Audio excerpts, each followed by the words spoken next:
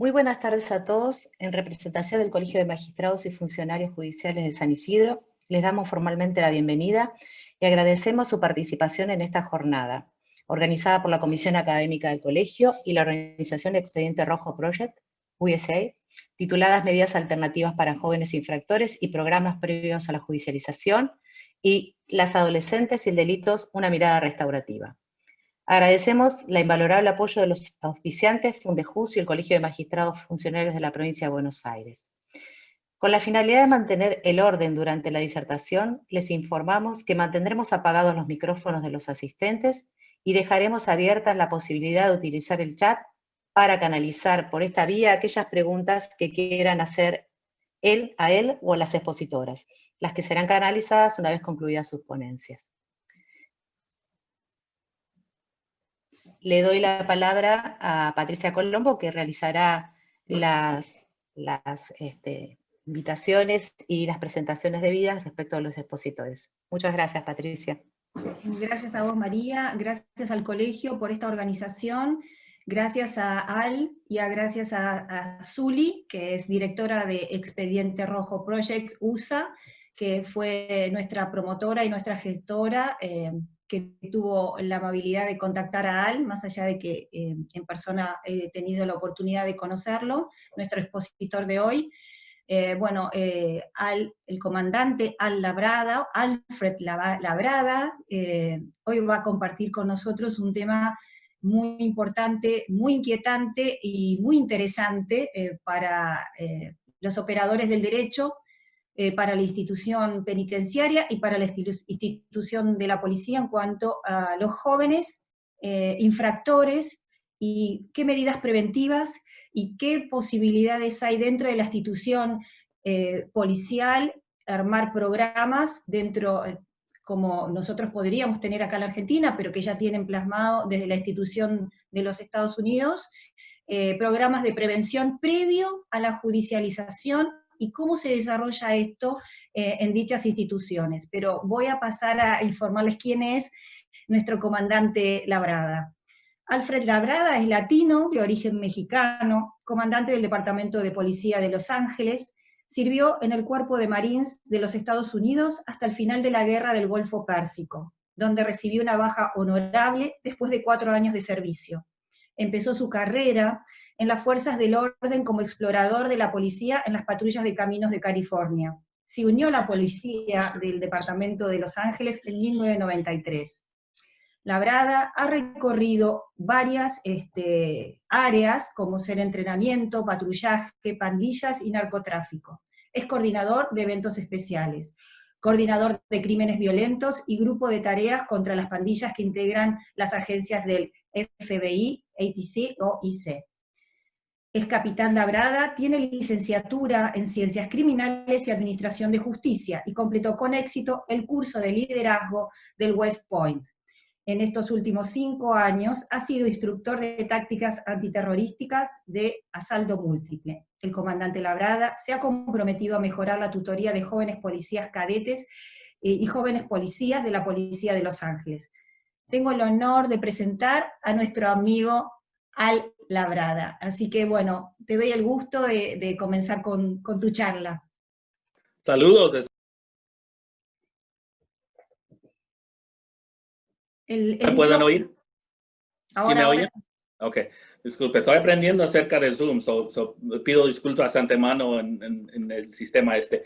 Un gran honor y gusto estar con ustedes de Los Ángeles, saludos de Los Ángeles y gracias a Zuli, gracias por tenerme aquí y realmente la oportunidad de hablar acerca de los programas que hemos tenido aquí en Los Ángeles, programas que nos han ayudado a mejorar la comunidad, pero más importante la confianza de los jóvenes y más importante reducir el número de incidentes de violencia contra la comunidad que teníamos con los jóvenes.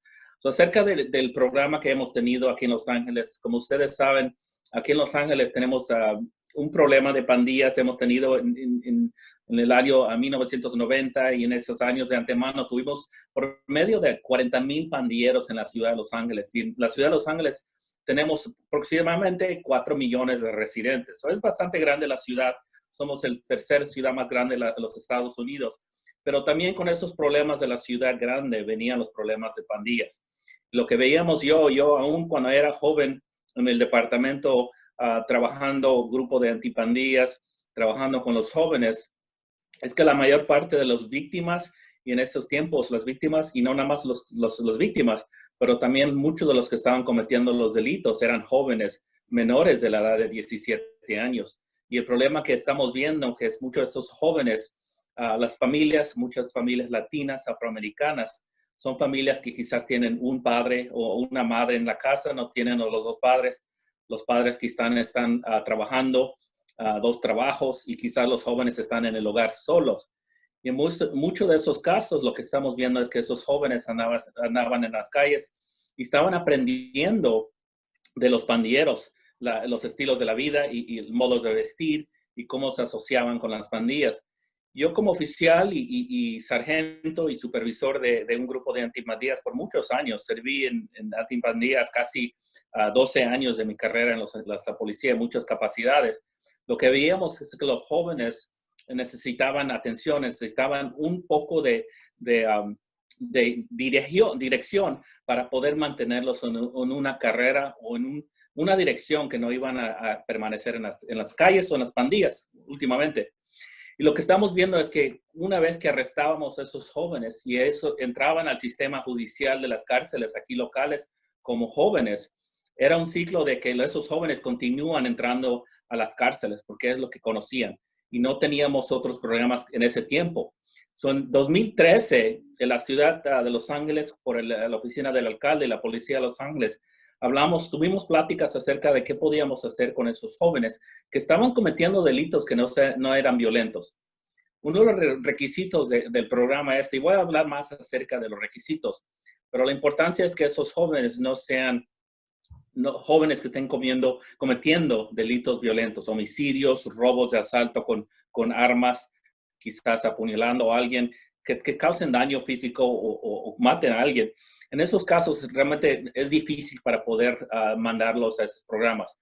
Pero lo que estamos viendo que muchos de esos jóvenes, cuando estaban empezando en las calles, estaban quizás robando un carro, quizás estaban entrando a robar una casa, quizás estaban peleándose en las calles entre los otros jóvenes, quizás en las escuelas. Y en esos casos, muchos de esos casos, esos crímenes pueden resultar en arresto criminal y pueden entrar a un sistema judicial de jóvenes. Y en esos casos, cuando entran muchos de esos jóvenes a esas cárceles juveniles, ya se empiezan a asociar con las personas difíciles, con pandilleros. Y en esos casos, esos jóvenes ya salen de esas cárceles, sí, quizás 6 meses o 1 año, ya más realmente con la mente de ser pandilleros y ser más difíciles en las calles. Lo que queríamos hacer es ver un programa que pudiéramos mandar a los jóvenes, en vez de mandarlos a una cárcel judicial, una cárcel juvenil, es poder llevarlos a otros programas que puedan asistirlos y dirigirlos en programas de darle clases, quizás darle información acerca de la importancia de las pandillas, quizás en muchos casos si los jóvenes están usando drogas, programas para que no usen las drogas o poder quitarse del vicio de las drogas. En el 2013 formamos un grupo, era entre el fiscal del condado de Los Ángeles, el Departamento de Libertad Condicional y la Oficina del Defensor Público con la Policía de Los Ángeles. Y parte de la organización que juntamos fue hablar acerca de mejor prácticas para hablar con los jóvenes, qué podemos usar como desvío para prevenir un arresto de los jóvenes. Es decir, qué podemos darle a los jóvenes en vez de llevarlo a la cárcel, llevarlos enfrente de un juez, arrestarlos. No queremos arrestarlos, queremos mandarle un programa.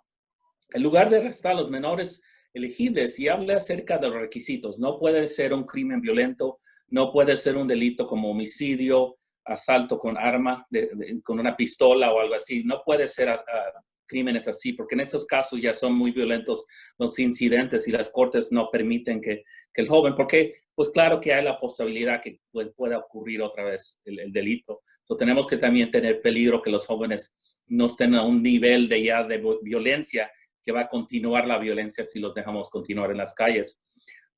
El programa que se fue organizado en la policía requiere que los padres y los jóvenes, por parte de las cortes, tengan un arreglo en qué clase de forma o de grupo de desvío se va a poder dar al joven. Tienen que ellos aceptar las condiciones. Es decir, si hoy voy y salgo y detengo a un joven, quizás está robando un coche. El joven lo traemos a la estación, es detenido por los oficiales. No es detenido y no se mete a la cárcel. Pero durante ese periodo se juzga a ver si ha sido arrestado. Si ha sido arrestado el joven anteriormente por otros crímenes, delitos más violentos, no podemos meterlo al programa. Durante ese periodo se ve que el joven no ha sido arrestado anteriormente. Tenemos un contrato realmente que se tiene que hacer entre el joven y los padres. Y ese contrato requiere que los padres sean parte de esta conversación a mandar al joven a esos programas en la comunidad. Es decir, este joven es detenido, y voy a usar el ejemplo de alguien que es detenido por un robo de un carro. Quizás el joven tiene 15 años, lo detenemos por el robo del carro. Durante ese periodo lo traemos a la estación. Ese joven normalmente, si no ha sido arrestado anteriormente, va a ser elegible para este programa. Lo que vamos a hacer es llamar a los padres que vengan a la estación, vengan a buscar a los hijos, y les explicamos a los jóvenes y a los padres que este joven, porque no es un crimen, un delito violento, este joven puede ser parte de ese programa. Y el programa varía en el tiempo. El programa puede ser de 8 semanas a 12 semanas, pero se tienen que cumplir las sesiones por parte del arreglo este. Y durante ese tiempo se le explica a los padres que tienen que regresar con el joven. En ese tiempo se hace un arreglo, un contrato, es decir, y ese contrato se manda a nuestros servidores en los comunitarios. Son organizaciones comunitarias, no son por parte del gobierno, son privadas que reciben fondos del condado o del estado para hacer estos servicios. En esos locales a veces tienen psicólogos, a veces tienen personas que tienen experiencia trabajando con jóvenes. Y durante ese tiempo se hace el arreglo y este joven, con parte del contrato, tiene que ir a este programa. Nosotros ahora llevamos el contrato a esta organización y tenemos varias organizaciones que usamos en la ciudad. Y esa organización ahora tiene el requisito de asegurar que ese joven sea parte de ese programa. El programa puede ser, como dije, de 8 o 12 semanas. Y durante ese tiempo el joven tiene que ir a clases dependiendo en qué clase de delito. Quizás fue un delito, en este caso, de robo de carros. Quizás le van a dar clases acerca del liderazgo, cosas que pueden mejorar su vida como joven y cómo mejorar su vida en realidad y no estar cometiendo delitos. Pero esos cambios de las clases pueden determinar en qué clase de cargos. Claro que si un joven tiene casos de drogas, posesión de tipos de drogas, pueden darse clases también de drogas. Durante esas 8 o 12 semanas del programa, nosotros, los detectives que están trabajando con los juveniles, reciben información de las organizaciones que están dando esos servicios.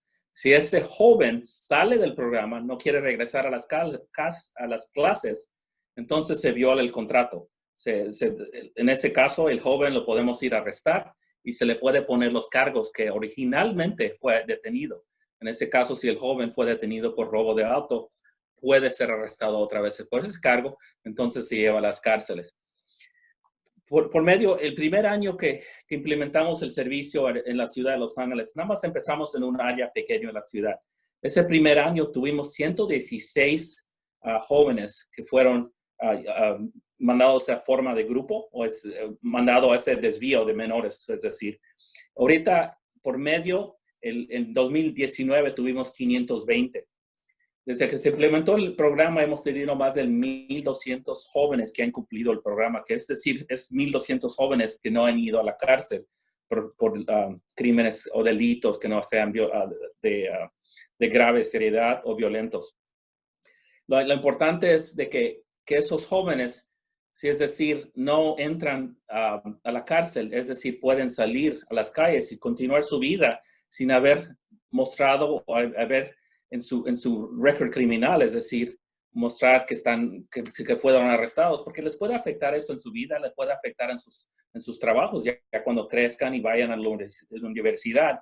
Si muchos locales que están buscando ofrecer empleo a esos jóvenes ven que fue el joven arrestado por robar un carro, posesión de drogas, le puede afectar su carrera, le puede afectar su vida de este joven.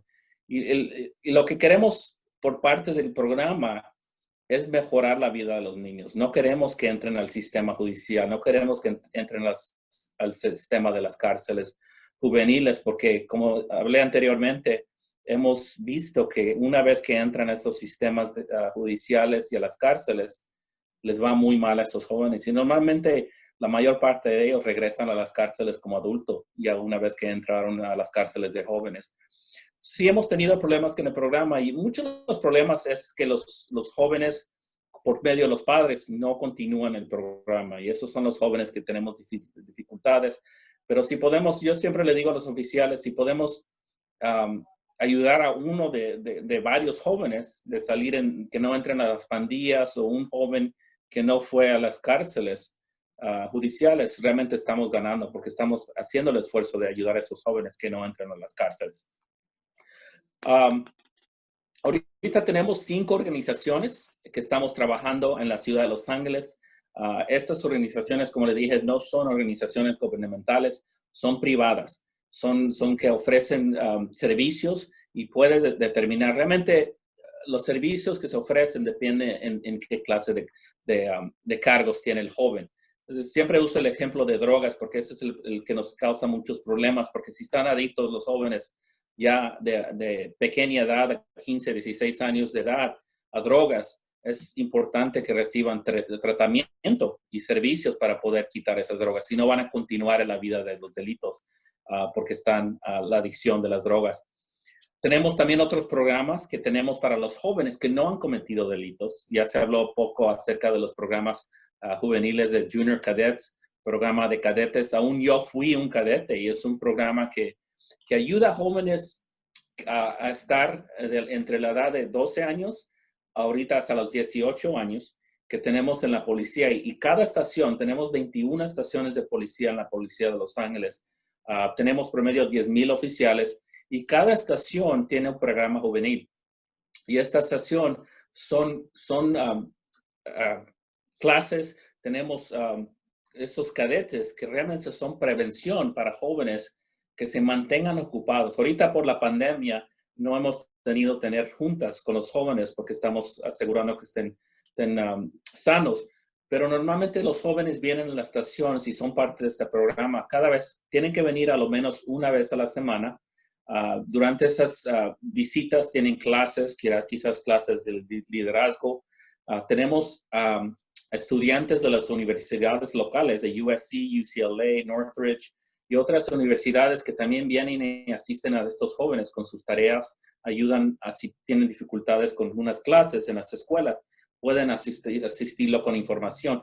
Y eso lo que nos ayuda a tener esos jóvenes antes de que sean parte del sistema o antes de que sean jóvenes que cometan un delito, ayuda a que los jóvenes se mantengan con una persona que los está ayudando a mejorar su vida. Porque lo hemos visto cuando los jóvenes no tienen atención de deportes, no tienen buenas calificaciones y están nada más de calle a calle con sus amigos, es cuando se meten en problemas. Y por eso los queremos mantener entretenidos con clases o información de liderazgo. Parte de los cadetes es viniendo una vez a la semana, pero también estos jóvenes son partes de asistir aquí en las estaciones. Ahora también tienen una academia que se cumple en 8 semanas para los jóvenes. Cada sábado van durante la academia por 4 horas. Entonces se gradúan después de las 8 semanas y son cadetes. Yo tuve el honor de ser parte de este programa como uno de los tenientes por muchos años. Y yo vi por medio 600 jóvenes cada vez que había graduación, 600 jóvenes que son parte de este programa hasta los 18 años. Y a los 18 años, en muchos casos, muchos jóvenes han mejorado su dirección, pueden ir a universidades, muchos entran al servicio militar, lo que pueden hacer, pero lo que ayudamos es que lleguen a ese punto sin que estén en las pandillas, sin que estén en el sistema judicial cometiendo delitos. Para nosotros, estos jóvenes también es una ganancia porque son jóvenes que no vamos a buscar disparados, que no vamos a tener que arrestar porque son pandilleros o tener que ir a mandar a otros programas porque cometieron un delito. Y hay muchos programas que también ofrecemos para jóvenes y lo que nos ha ayudado mucho es compartir este trabajo con las comunidades locales. Tenemos muchas organizaciones comunitarias que ofrecen servicios, que ofrecen clases, que ofrecen dirección no nada más para los jóvenes, pero también lo que vemos es que también los padres tienen que ser involucrados en estos esfuerzos, porque podemos darle clase a los hijos bastantemente, pero si los padres no están haciendo el esfuerzo también de educarse del peligro de las drogas y las pandillas, los jóvenes no van a tener la dirección y el apoyo de sus padres para poder ayudarlos. Es importante que los dos jóvenes y los padres sean parte de eso. Yo en la estación donde permanecía antes, no habíamos implementado un programa como existen. Es una de las estaciones que tardaron más para implementar en Hollenbeck. Y en esa estación yo pude implementar ese programa como el capitán en ese área. Y parte de los requisitos del programa se llamaba Get It Straight Program, se llamaba este grupo que se organizó para dar clases. Parte de esto eran 12 semanas para los jóvenes, pero los padres tenían que ir a clase por 8 semanas también. Era importante que no nada más los jóvenes cumplen las clases, pero también los padres. Ayudaba a los dos a mantenerse en el programa para que no sea el joven arrestado por parte de eso.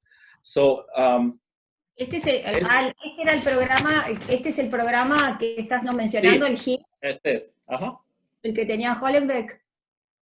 Ese grupo de Hollenbeck Pell ha existido, pero lo que yo hice es implementé el servicio para esos jóvenes para que no sean arrestados, el desvío, es decir, antes de que los arrestamos, hacíamos el contrato y lo mandamos a este programa. Muy, muy beneficio este programa para los jóvenes. Y yo he tenido el privilegio de ir a graduaciones de muchos de esos jóvenes que los ayudó a mantenerse fuera de las pandillas. ¿Puede ser que tenían acceso a la universidad también, si formaba parte de este programa? Recuerdo algo de la universidad. No recuerdo bien. ¿Te recordás de esto?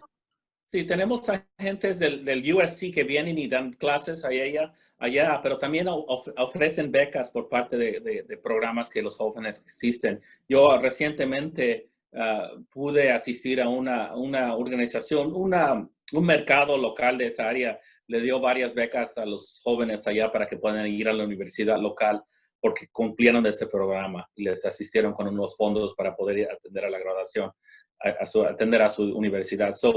Hay varias oportunidades para los jóvenes, pero como dije, tienen que cumplir el programa. Tienen que ser jóvenes que se mantengan en este programa y cumplir con el programa. Es lo que les ayuda. María, ¿querés hacerle una pregunta? Sí, Al. ¿Estoy disponible para preguntas? Si se usa. ¿Cómo se preparan los cadetes para poder tener las herramientas para trabajar con la familia? Una. Y dos, ¿crees que la migración de estos últimos tiempos provocó mayor pandillas o que hay mayor criminalidad con la migración de estos años? ¿Qué opinas? En el año de 1980 y 1990, en esos años, durante el tiempo que tuvimos gran números de migración aquí, pero también tuvimos el problema de las drogas, de la cocaína, que entró mucho a los Estados Unidos. Es realmente lo que causó la influencia de muchas de las pandillas, no nada más latinas, pero también afroamericanas en estas partes de la ciudad. Y es cuando los números de pandillas subieron a más de 40,000 por pandilleros. La ciudad ha hecho muchos esfuerzos, no nada más para atender con presión federal, con el ATF, acerca de los esfuerzos que yo pertenecía antes con el FBI y ATF. Esos son los esfuerzos que hacíamos para las pandillas. Pero como le dije anteriormente, el problema que veíamos es que muchos de esos jóvenes veían que esos jóvenes de pandilleros y de que estaban vendiendo drogas estaban ganando tanto dinero. Y esa es la influencia que estaban recibiendo esos jóvenes cuando veían a esas personas con mucho dinero. Pero yo siempre les decía a los jóvenes, cuando hablaba con ellos, que esos jóvenes quizás pueden ganar dinero primer, segundo año, pero después del tercer año están muertos porque les dieron un balazo, los dispararon. Era la realidad de que esos jóvenes estaban aprendiendo lo que estaban aprendiendo de las calles, no de sus padres. Y lo que hemos visto por parte de este programa es que nuestros crímenes juveniles han bajado más de 30% porque no nada más por estos programas, pero otros programas en las escuelas, otros programas que mucha inversión se ha dado para ayudar a esos jóvenes que vayan en el camino correcto. Porque anteriormente yo cuando era oficial joven no tenían estos programas. Y los jóvenes, como les dije, estaban aprendiendo lo que aprendían por las calles, especialmente en estas comunidades donde los padres venían como migrantes. Los jóvenes nacen aquí, crecen en las calles. Los padres están muy ocupados trabajando 2 trabajos para mantenerse, pero los jóvenes no tienen dirección. Quizás muchos no juegan deporte. Quizás yo como joven, cuando vine como migrante aquí a Los Ángeles, viví muchos años en Los Ángeles, también eso es lo que no había muchos fondos para participar en grupos de deportes o hacer otras cosas porque había costo. No teníamos muchos fondos. So, es posible que esos jóvenes, por esta razón, muchas veces reciben el apoyo de las pandillas y es peligroso porque nunca se va en buena dirección cuando son parte de pandillas aquí en Los Ángeles. Y no. Bueno, hay un montón de preguntas. Hay un montón de preguntas. Empezamos por la de... hablando, mis ojitos iban a las preguntas. Acá sí, aparecían las preguntas de las chicas que van a hablar después de vos, Al. Dice, por los problemas entre jóvenes y familias, ¿tienen previstos programas de fortalecimiento familiar o se trabaja, agrego, o Silvana o Silvina, si estoy bien, o se trabaja con el fortalecimiento familiar o solo se trabaja con el joven y la familia, o se abarca todo? ¿Cómo sería el programa? ¿Hice bien la pregunta? Sí, la idea sería tal cual, Patri. En el caso de que él refirió que los jóvenes incumplen por los problemas con sus familias, en ese caso, directamente los chicos son arrestados y se les impone los cargos, o previamente trabajan un programa de fortalecimiento familiar. La pregunta entiendo, como entendí, es cuando el joven, le tenemos al joven, por un crimen, acto criminal, se hace el contrato entre los padres, la policía y el detective diciendo, este joven tiene que ir a este programa y voy a usar el servicio de Hollenbeck Pell como un ejemplo. Este joven tiene que cumplir el programa de 8 años. Parte de eso es que la madre y los padres tengan que ir a esta clase también. No la misma clase, pero hay clases para los padres individualmente acerca de cómo pueden ser mejores padres, cómo pueden mantener sus hijos fuera de las pandillas, los delitos de las drogas y las pandillas. Y los padres también tienen que cumplir el programa, si es la pregunta que están haciendo. Y en muchos casos sí hay organizaciones como Hollenbeck Pell por parte de USC ofrecen servicios como ¿cómo es la palabra que busco? Que los jóvenes y los padres quizás puedan tener conversaciones con un psicólogo para hablar acerca de cómo se pueden mejorar las relaciones entre el joven y la madre o el padre. Quizás el padre está en la cárcel. Y esas son cosas que el joven que está quizás casando que cometan delitos. Pero esos psicólogos pueden ayudar a esos jóvenes. Por eso digo, cuando entran en estos programas, realmente depende, cuando los mandamos a estas organizaciones comunitarias, cuando ellos los traen, lo que entiendo que hacen es se sientan con los padres y el joven y les preguntan por qué cometiste delito, por qué piensas que necesitas hacer esto para robar un carro, hacer drogas o fumar marihuana, cualquiera sea el crimen. Y durante ese tiempo, las personas de esas organizaciones privadas pueden determinar qué servicio va a ocupar el niño, también adicionalmente las clases que va a recibir. Realmente dependiendo en qué problemas tengan al joven que quizás causó el delito, que cometa el delito, va a ser dependiendo en qué servicio reciba. Amelia pregunta básicamente entre qué edades mínimas y máximas pueden ser incluidos los jóvenes en programas de este tipo. Para poder usar la forma de desvío de menores, el programa, tiene que ser de la edad de 12 a 17 años. Ya cuando cumplen los 17 años, normalmente dependiendo, porque ya están cerca de ser adultos, dependiendo qué clase de crimen, sí podemos ayudarlos de todas formas, pero ya menores de 12 años, realmente otra vez dependen qué clase de crimen. Y la mayor parte después antes de 12 años, no se le va a poner cargos. Quizás se va a hacer un reporte policial de la policía y se mandar a un juez para determinar qué otros quizás van a recibir una multa o quizás no van a ir a corte, pero realmente depende en qué cargos tenga el joven. Otra pregunta. ¿Cómo determinan que un joven está vinculado a una pandilla o la mera sospecha basta para ser incluido en el programa? Acá dice excluido, pero entiendo que debe ser incluido, si mal no entiendo, Jorge. Pregunta. Igual déjame que opine una cosita. Ellos Sí. llaman pandilleros a los que nosotros decimos delincuentes. Pandilla, no es, Ok. no es grupo de delincuentes. Se le dice pandillero al delincuente. Es como nosotros decir delincuente. Después están las pandillas también. Ok. Esto, Entonces, te cedo la palabra. está bien. Entonces, la otra pregunta es, dice la temporalidad de las... Estoy tratando de traducirle un poco para que... ¿la duración de los tratamientos se fija o va variando, depende de la persona, Sí, del programa?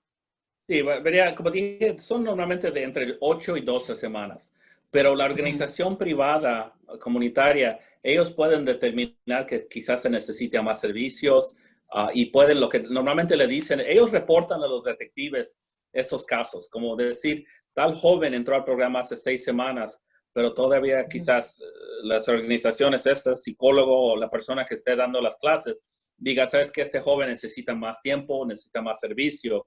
Y ellos pueden notificar al detective diciendo, ¿sabes qué? Vamos a darle más que las 8 o 12 clases o más de 8 o 12 semanas. Y se puede extender ese programa, no hay problema. Aunque lo importante es que continúen recibiendo los servicios o que cumplan los servicios, que cumplan ya y ya nos notifican que ya se cumplió el programa. Entonces ese caso ya no existe. So ya no vamos a poner cargos a este joven si le das la respuesta a su pregunta. Eso. Hay una chica que, bueno, hay Mary Ross pregunta, después que terminaron el programa con éxito o más o menos, ¿se hace un seguimiento o ya queda liberado el joven? Muy buena pregunta. No, cuando cumplen el programa ya se concluye la conversación con el joven. Si ellos quieren continuar con los servicios de estas organizaciones, es su decisión de ellos o de los padres. Pero con nosotros, ese caso ya no va a existir ahora. Es decir, ese joven que usted de ejemplo, si lo detienen por el robo de auto, hace el contrato, cumple sus 8 semanas de clase. Después de las 8 semanas, el detective, la organización notifica al detective que ya se cumplió el programa. Ese caso ya no existe de los cargos. Entonces ya este joven está libre de ese programa, pero ellos pueden continuar si ellos gustan con las organizaciones. Pero por parte de nosotros ya se cumplió el programa. Me quedó una duda. ¿Quién es el que elige definitivamente qué persona va a ingresar o no al programa? ¿Personal policial de la división juvenil de la policía? ¿Es el que determina? ¿O hay una intervención de alguna otra autoridad judicial para eso? Nosotros hemos hecho el arreglo ya con los jueces judiciales juveniles acerca de qué programas los jóvenes pueden hacer. Y eso es lo que nos han dicho, que si son crímenes violentos, no pueden ser parte de estos programas.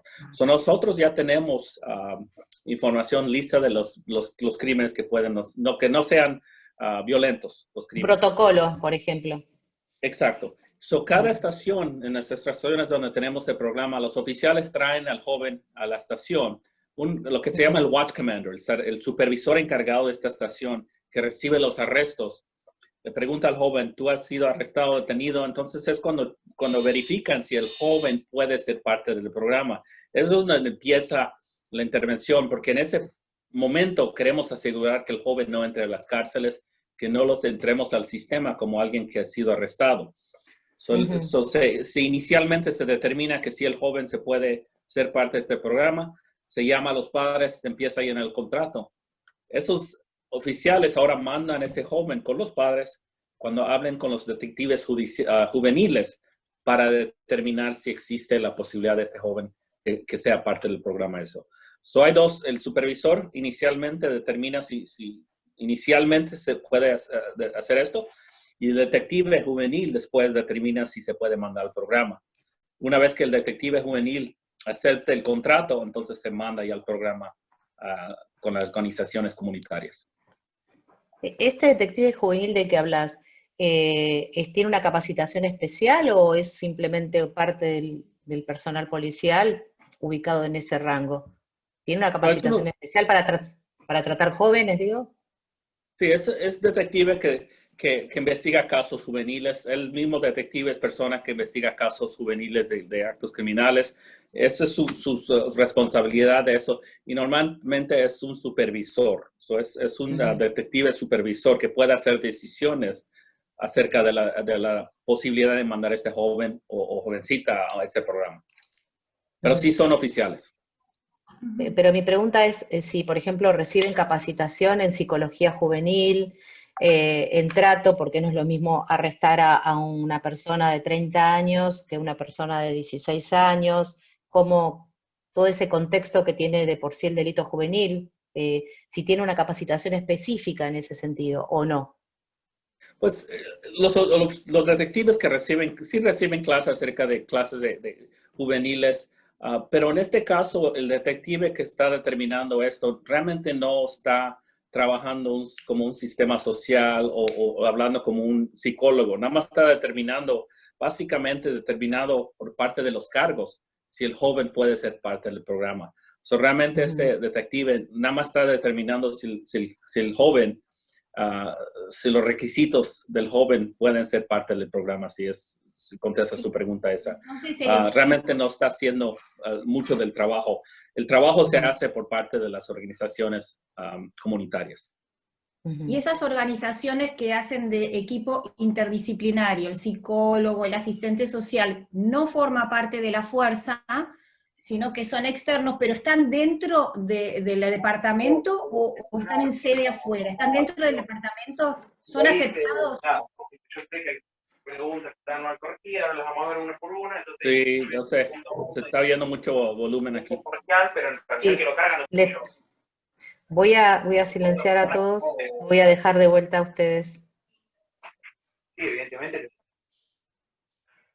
Ahora te habilito nuevamente.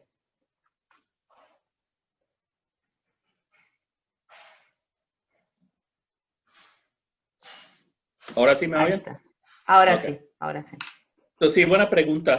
Esas organizaciones comunitarias no son parte de la policía. Son privadas, reciben fondos del condado, del estado, personalmente por esas organizaciones reciben, no son de la policía y no están en las estaciones de policía.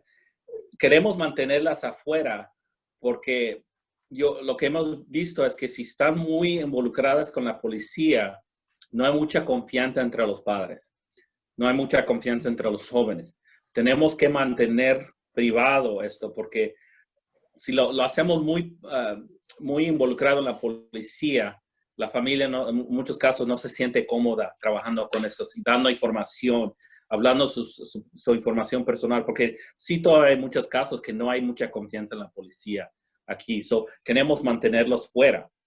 Una vez que se hace el contrato, se manda a estas organizaciones y ellos ahora toman encargo de la información. Nuestros oficiales tampoco no preguntamos qué clase de servicio reciben, no tenemos información acerca de las conversaciones que tienen con los psicólogos. Todo eso es confidencial entre las organizaciones y los jóvenes y los padres. Acá pregunta Carola si el ingreso al programa es voluntario o obligatorio por parte de los jóvenes y la familia. Es voluntario. Es voluntario. Si el joven es detenido por un delito, si se cometió el delito, tienen ellos que aceptar el contrato. Si no lo aceptan, entonces tienen que ir al sistema judicial. Pueden ser encarcelados. Es su decisión. Tienen que ser voluntariamente parte del programa.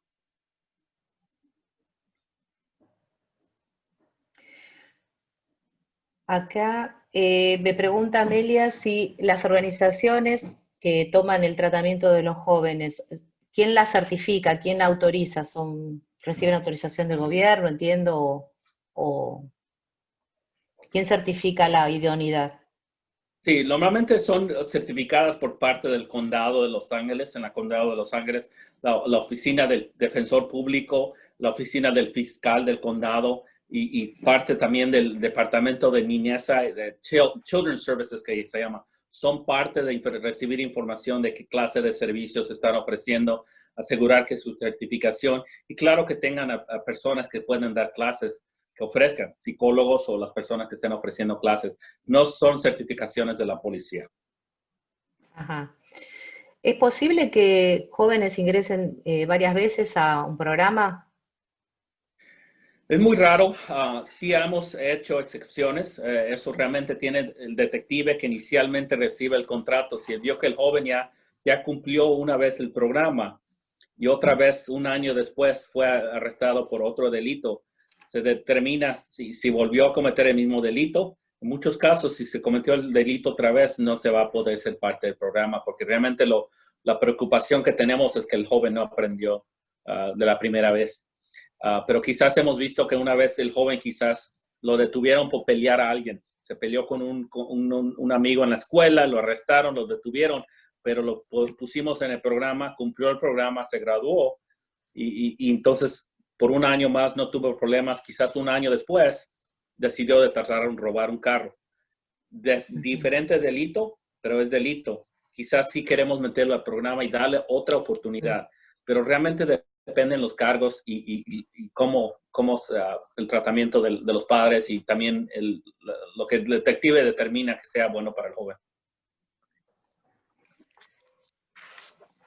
Yo ya no tengo más preguntas, Patricia. No, Al, ¿está bien? ¿O ya tomaste agua, bastante agua, Al? ¿Estás bien? Te hablé bastante, disculpe. Estamos no, perfecto. Estamos escribiendo como una toallita, así, te estamos escribiendo.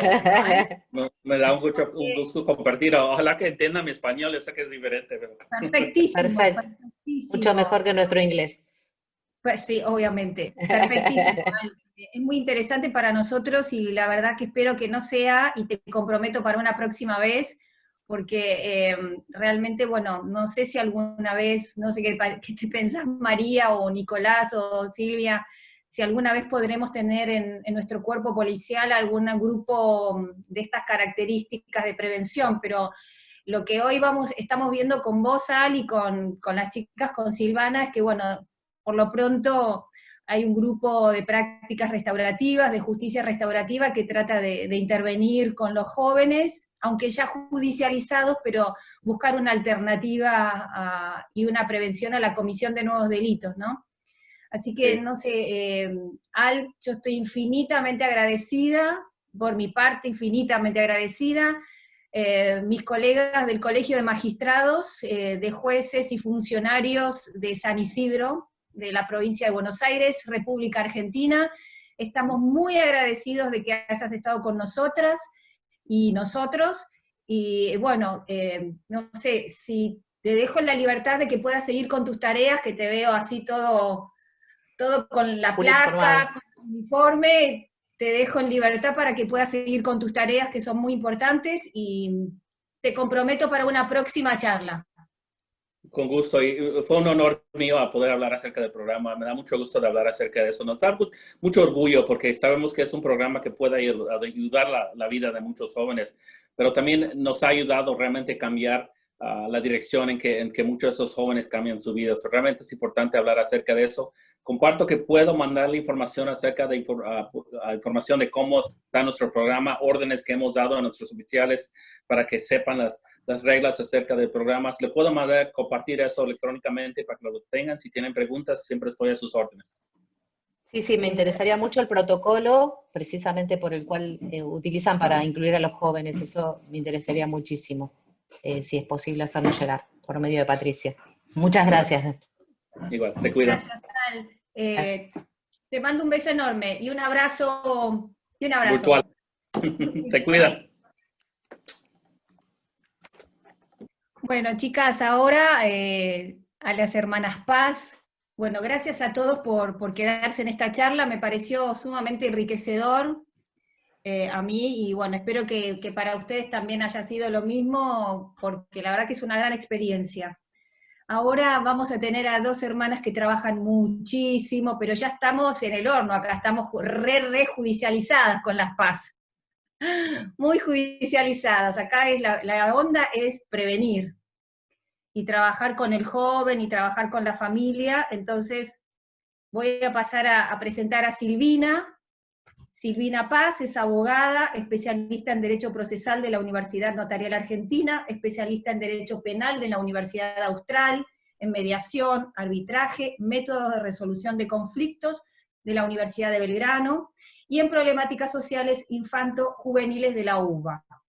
Es codirectora de FARA, que es la fundación que hoy está con nosotros, representados por ellas, codirectora de la Unidad de Atención de Conflictos Juveniles, es docente universitaria de posgrado, directora académica de CONMAPAS, Argentina, consultora internacional de planes y proyectos de base restaurativa en libertad y en centros de detención, unidades carcelarias. La voy a hacer más cortita, sí le doy a Silvana también.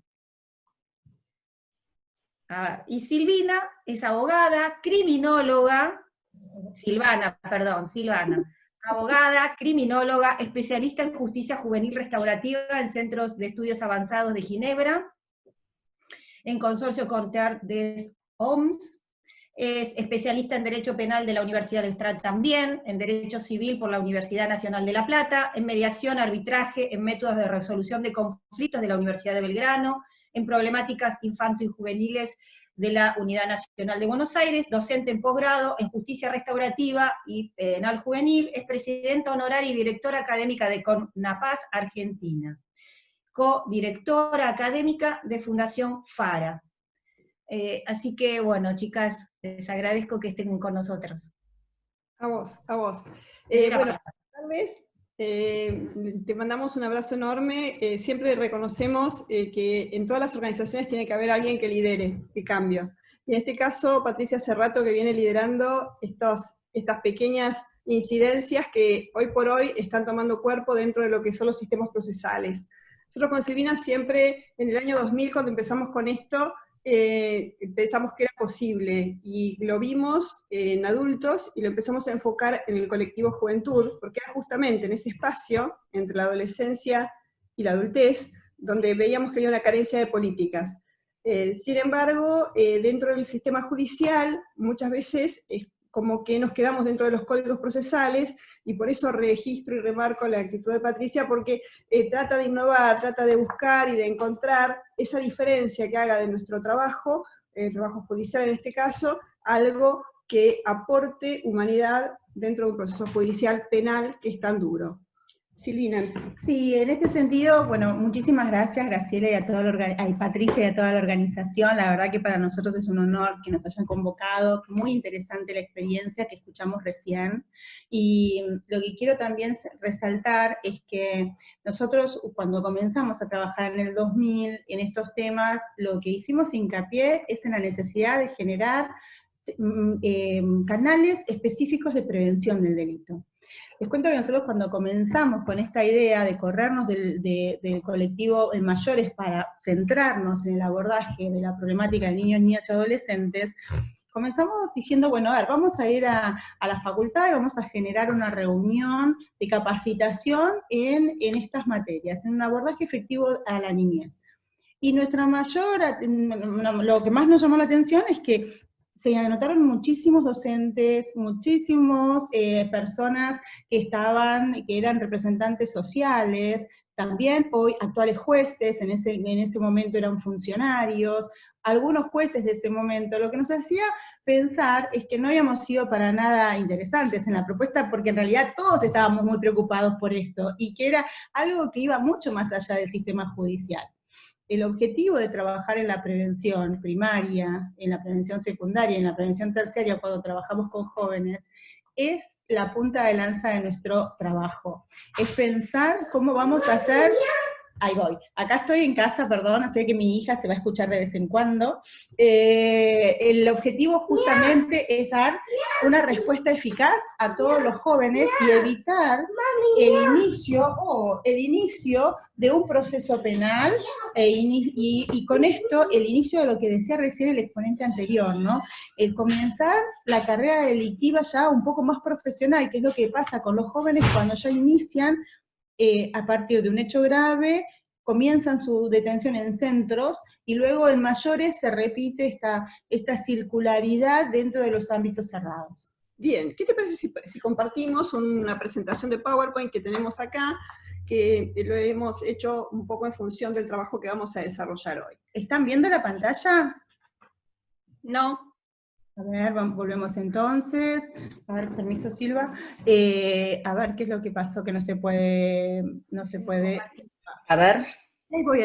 A ver, vamos a ver. Vamos a ver acá. Vamos a compartir la pantalla. Y acá vamos. Ahora. Ahí está, perfecto. Bien.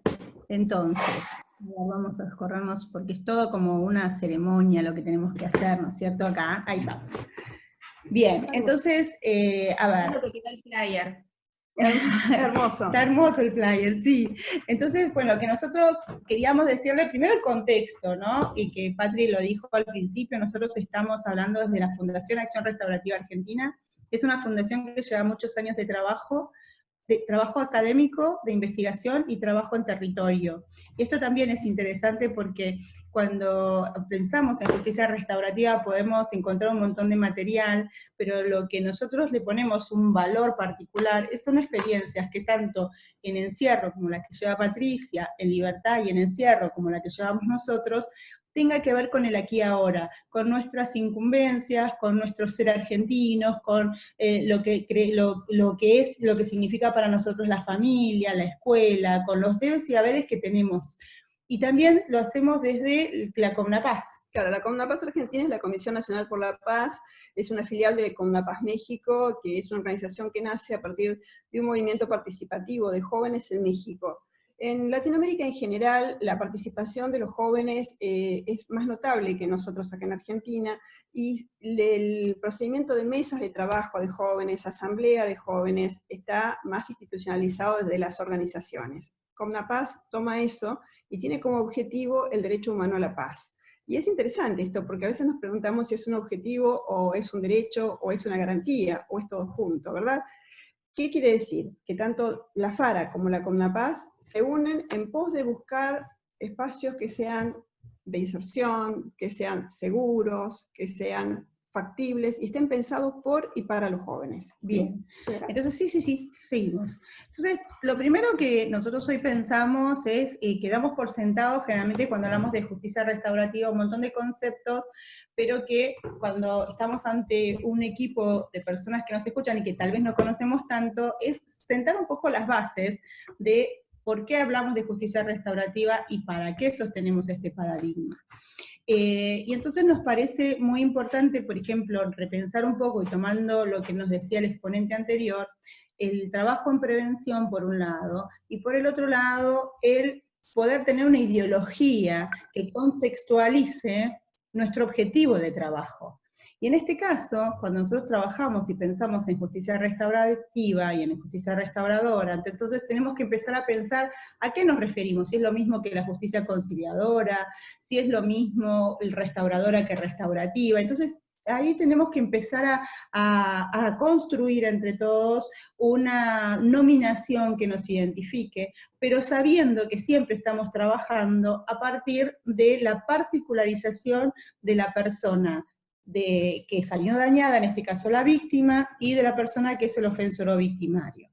Haciendo una salvedad, que nosotros siempre con Silvana trabajamos, que cuando hablamos de ofensores jóvenes y niños, en realidad las estrategias de abordaje con ellos es una estrategia de abordaje de víctimas, porque entendemos que han sido víctimas de diferentes situaciones estructurales que ha generado que un niño, una niña de 12 años, como nos pasó hace poco, cometa un delito grave.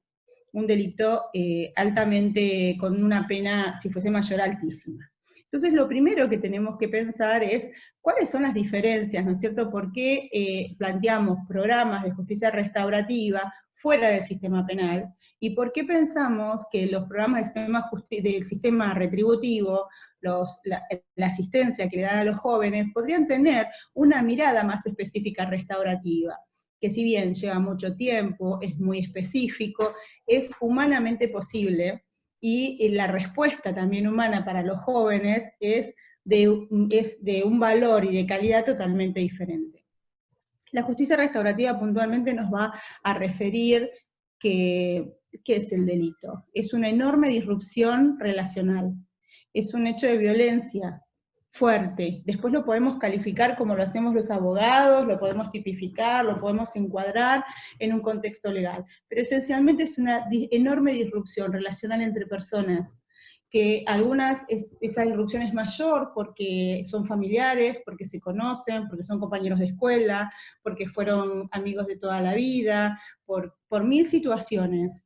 Pero en realidad si tendríamos que definirlo desde la justicia restauradora, esto es un hecho grave que genera un quiebre de relaciones interpersonales.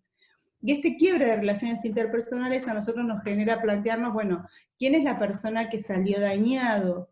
Y esa respuesta nos va a llevar en una concatenación a llegar a pensar, bueno, ¿cuáles son sus necesidades y cómo podemos reparar esa situación? Ahora, estas preguntas no son estas preguntas que se hacen a través de un proceso, como la misma palabra lo determina, no son en el segundo en que nosotros los conocemos, se inicia un proceso que comienza con un proceso de confianza, y donde los jóvenes van a tener que hacer, y las jóvenes van a tener que hacer un trabajo muy profundo, que no sé si alguno de los adultos estaríamos en condiciones de poder hacerlo, que es un proceso de responsabilidad subjetiva, de replanteo de los posicionamientos, y a partir de ahí poder movilizarme hacia la acción. Es decir, estamos pensando en un proceso totalmente distinto, donde no vamos a pensar en términos de castigo, sino vamos a pensar en términos de responsabilidad. Y esta posición nos hace a nosotros plantearnos como operadores en un punto totalmente diferente, donde nos hace a nosotros reprochar el hecho grave, pero no reprochar a la persona del ofensor, y mucho menos a la persona de la víctima. Tal cual. En este punto, entonces, vamos a ver que las dinámicas van a estar establecidas no entre el fiscal y el ofensor, y la defensa, en nombre del ofensor y de sus garantías procesales, en esta díada que se da ante un juez imparcial, sino que acá se incorporan otros componentes. Tenemos la víctima con sus necesidades y con el impacto que le causó el delito, como un elemento propio del sistema restaurativo. Tenemos al ofensor también con sus contextos y con sus determinaciones, no en igualdad de condiciones que la víctima, pero sí vamos a leer ese contexto que lo va a determinar. Y por otro lado vamos a ver a la comunidad, porque no es lo mismo una esquina donde pasó un asalto, o un homicidio, o un secuestro, o hechos más graves, que una esquina que no sucedió. Ese barrio también queda impactado. Y por sobre todo, como estamos hablando de derecho penal, vamos a tener en cuenta que también estamos atravesados por el Estado. Por esa razón, para nosotros es muy significativo tener una buena comunicación dinámica y horizontal con la organización Poder Judicial. En este sentido, nosotros ya, que hace muchos años que venimos trabajando acá en la zona de La Plata, tenemos un diálogo directo con los defensores, los fiscales, los jueces, y muchas veces nos han llamado el fiscal y el defensor juntos, planteándonos, chicas, este caso queremos que lo trabajen por determinadas características, aunque sabemos que el delito tiene esta connotación que podría ser entendido en vacío como un delito violento, pero como tiene todo este contexto, nosotros entendemos que una mirada más justa, que le haría mejor, que sería una respuesta calificada, es una intervención diferente. Y esto es muy importante, porque justamente el funcionario del Fuero de Responsabilidad Penal Juvenil tiene la posibilidad de pensar en grado de especialización, en grado de diferencial, es decir, no son lo mismo la intervención que a veces tenemos con un varón que con una mujer, hay atravesamientos propios que le pasan a las niñas con el delito, y estos atravesamientos no son leídos desde el sistema judicial instituido. Por otra parte, es muy importante que nosotros sepamos qué es un proceso restaurativo, ¿verdad? Porque el proceso restaurativo, a nosotros en Argentina lo hemos conocido a través del Código Procesal, dentro del sistema procesal, y dentro del sistema procesal específicamente como mediación. Sin embargo, la metodología restaurativa es superadora del modelo de mediación. Tenemos otros modelos como la facilitación de la comunicación, los círculos restaurativos, las asambleas de familia, pero siempre en todas estas nosotros vamos a tener la víctima, el ofensor y la comunidad. El concepto de práctica restaurativa, de proceso restaurativo, según Naciones Unidas, es un concepto evolutivo, porque vamos a encontrar diferentes modelos y procesos, y no podemos decir son solamente estos. ¿Por qué? Porque la idiosincrasia, el lugar, por ejemplo, Latinoamérica, que es el lugar más violento del mundo, y el lugar más desigual del mundo, y el lugar donde hay mayor cantidad de población joven y niña del mundo, va a generar diseños que por contextos van a ser diferentes en cada uno de nuestros países. Porque América es una América blanca, es una América aborigen, es una América afrodescendiente, es una América sajona. Entonces, cada uno de estos contextos, y el contexto migrante, que hoy tenía Alfred, lo dijo claramente, es un contexto que también va a determinar al tiempo de cometer un delito respecto, por ejemplo, de un joven. Entonces, nosotros, ¿qué es lo que entendemos cuando hablamos de un programa restaurativo? Que subyace al programa restaurativo lo que nosotros llamamos el ius restaurandi, que es el derecho a la dignidad de las personas, de poder hacer efectivo el artículo 19 de la Convención Americana, ¿no? Esto, que los estados hagan los mejores esfuerzos para la integración social. ¿Por qué razón? Porque encontramos en el diseño de la práctica restaurativa la posibilidad de vehiculizar esos derechos humanos que antes, previamente, muchos de estos jóvenes no tuvieron acceso. Esto no quiere decir que porque un joven no haya tenido acceso, vamos a decir, bueno, cometió un delito, entonces ponderamos, es pobre, entonces comete delitos, porque sería algo muy vacío y sería algo muy lineal, que no es real. El delito es multicausal, y el delito va a tener diferentes manifestaciones respecto de las diferentes personas con las que nosotros hemos trabajado. Pero, ¿qué es lo que podemos decir nosotros como operadores que hace la diferencia? La diferencia la vamos a encontrar cuando nosotros a través del derecho podemos tener una formación en el enfoque de cómo desarrollo el derecho. El enfoque en derechos humanos, específicamente con comunidades vulnerables, es el enfoque que recomienda la Organización de Estados Americanos, que recomienda la Corte Interamericana, justamente ¿por qué? Porque los derechos humanos, si bien son progresivos, en este año específicamente estamos ante una regresividad de derechos. Entonces, el enfoque basado en derechos nos va a dar la posibilidad de atar nuestra práctica a lo que vendría a ser convencional o constitucional, digamos, los mejores estándares respecto del derecho.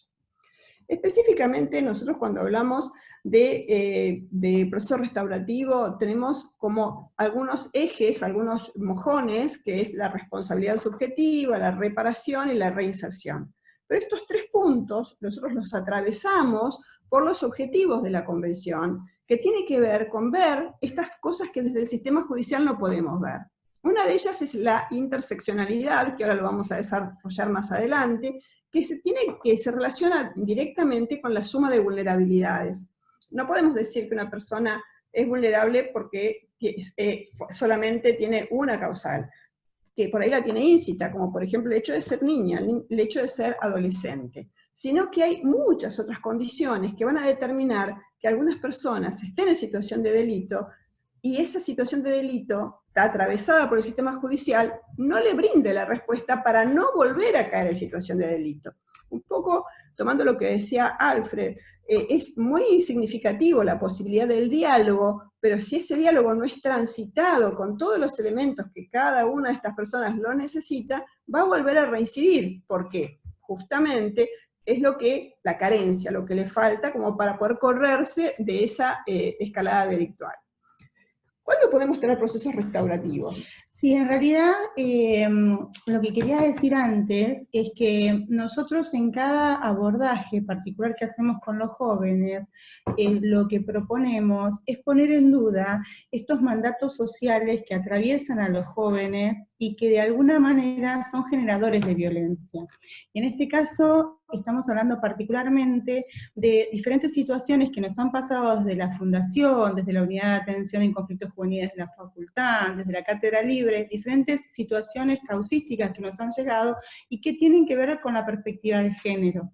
Esto a nosotros nos hizo repensar, como estamos todo el tiempo trabajando con personas, todo el tiempo estamos repensando nuestras propias prácticas para tener un abordaje más específico en lo que refiere al género. Y entonces no solamente al momento de pensar en un abordaje específico de acuerdo al delito y al contexto del joven, vamos a empezar a desagregar aquellas cuestiones culturales que hacen la diferencia de poderes y a la diferencia de los roles predeterminados de lo que espera la sociedad por el ser hombre y ser mujer. Que si bien las las diversidades sexuales, hoy los jóvenes la tienen muchísimo más asimiladas que las personas adultas, de todas maneras en sus vocabularios y en su forma de relacionar se ve de manera constante una violencia de género cultural sostenida, no solamente por los jóvenes, sino también sostenidas por las propias instituciones que hacen que, por ejemplo, protocolicen en una escuela determinadas charlas de chat que los chicos violentan a las mujeres y las chicas se tratan de acomodar a la propuesta relacional para no quedar fuera y ser expulsada de los grupos, diciendo un jejeje, antes sos una, y pongámosle lo que querramos. Entonces, estos abordajes tienen que ver con la prevención específica que nos establece el derecho penal, pero también con la prevención específica a otros espacios, a otras situaciones delictivas que nos van a llevar de la mano con el tema del género, de la violencia de género en particular. Entonces sí, nosotros pensamos que los diferentes programas restaurativos van a poder desarrollarse desde perspectivas y en espacios diferentes. Nosotros le encontramos un valor particular a todos aquellos abordajes que tienen que ver desde fuera del sistema penal, porque como bien decía el exponente anterior, la confianza que se genera con el joven fuera de los sistemas penales es absolutamente otra. La posibilidad de empatía, y sabiendo la calidad de los defensores, y sabiendo la calidad de personas que existe en el Poder Judicial, conociendo, por ejemplo, a gente como Patricia, que sabemos su calidad humana, de todas maneras nos ha pasado que defensores departamentales, en el caso de la Ciudad de La Plata, del Departamento Judicial La Plata, que son luchadores por los derechos de los niños, niñas y adolescentes, al momento de tener que intervenir, se ven limitados en su propia intervención, y ahí es donde aparece esto que Silva tan claramente nos dijo recién, ¿no? El poder pensar cuál es la mejor respuesta. Y entonces podemos decir que podemos tener un programa restaurativo como un sistema previo al sistema judicial, es decir, en una situación que nos pasa todo el tiempo, chicos que ya han sido trabajados con nosotros y que hoy tal vez forman parte de nuestros equipos como líderes positivos, traen a sus hermanos, a jóvenes que conocen en las calles y plantean la posibilidad de un proceso. Estamos hablando de situaciones en las cuales no está judicializada bajo ningún punto de vista, el sistema todavía no registró estas acciones de estos jóvenes. Después hablamos, sí, de sistemas ya complementarios al proceso, y ahí hablamos de remisiones, hablamos de situaciones en las cuales tanto los jueces como los fiscales, como los defensores, toman a la Fundación Acción Restaurativa Argentina como una herramienta valiosa para el abordaje particular de determinados chicos. Porque nosotros claramente, a diferencia de lo muy importante que dijo Alfred, ¿no? Soy muy mala con los nombres, perdón, pero que dijo muy interesante que las organizaciones no gubernamentales tienen un aporte estatal. Esto no nos pasa a nosotros. Nosotros, todo nuestro trabajo es voluntario, y todo lo hacemos de manera gratuita para los jóvenes, para las familias, para las escuelas, y también lo hacemos trabajando de manera gratuita para la organización, administración de justicia y para el Ministerio Público. Porque estamos totalmente en creencia de que esta es la columna que hay que seguir, que esta es la mirada que tenemos que seguir, a la espera de que la política criminal, juvenil, que la mirada del Estado se haga cargo, y ahí sí genere programas de subvención que puedan hacer que le den mayor sustentabilidad en el tiempo para las personas que voluntariamente donan su tiempo. Sin duda, y una de las cosas que me parece interesante compartir, ya que estamos hablando de otras experiencias, me acuerdo cuando estuve con la gente de Perú el año pasado en Bolivia, en el Congreso de Justicia Restaurativa, que habían hecho un programa que fue muy conocido, en el Agostino, me parece que se llamaba el barrio. Ellos empezaron trabajando delitos muy leves. Digamos, pensar que la justicia restaurativa es para los delitos leves es una idea que nosotros la descartamos de plano, y de hecho nosotros solemos trabajar delitos graves en justicia restaurativa. Puntualmente porque el proceso de reflexión y la búsqueda de la autonomía, esto que la Convención nos dice, pasar de la heteronomía a la autonomía, la posibilidad de participar, la posibilidad de ser oído, de ser escuchado, de brindarle razones, de buscar las mejores estrategias, de poder tenerlo incluido, son mucho más necesarias a veces en los delitos graves que en los delitos leves. Sin embargo, nosotros tuvimos muchas incursiones por pedidos de presidentes de centros de estudiantes, donde las decisiones escolares con situaciones graves cometidas dentro de la escuela no eran adecuadas según la mirada de los jóvenes de 16, 17, 18 años, y vinieron a la unidad a decir, nosotros tenemos esta solución de la institución que no nos alcanza, nosotros buscamos otra. Lo que nos estaban diciendo es, la institución nos dio una respuesta digamos, diplomática, pero nosotros sabemos que acá hay derechos económicos, sociales, culturales y ambientales que no están siendo vistos y que a nosotros como juventud del siglo XXI nos molesta o no nos alcanza. Y ahí nos damos cuenta que mucho de lo que dice, por ejemplo, el Pacto de San Salvador, que justamente trata de esto, o los protocolos de derechos económicos, sociales y culturales, o de derechos civiles, que a veces tanto nos cuesta desagregar desde la política pública hasta el hecho concreto, el joven lo pescó en el aire y dijo, no, yo tengo ese derecho y no me voy a quedar tranquilo con lo que me dijo la autoridad. Y ahí la discuto, pero la discuto porque es arbitraria.